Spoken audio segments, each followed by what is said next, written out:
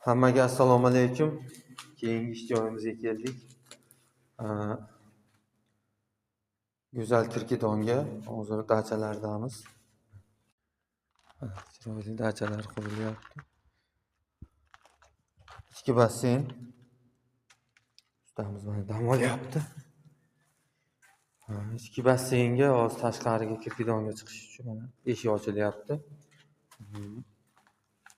2 qanatlik 252 ga 152 ga 220.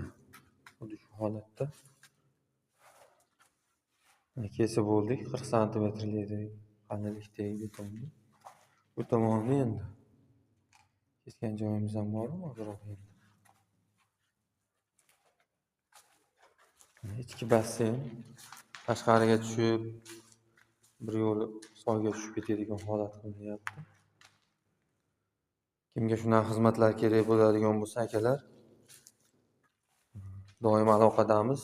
Telefon raqamlarimiz 90 232 2204. Qo'ng'iroqcha tugmasini bosishni va podpiska qilishni esdan chiqarmaslar. Rahmat.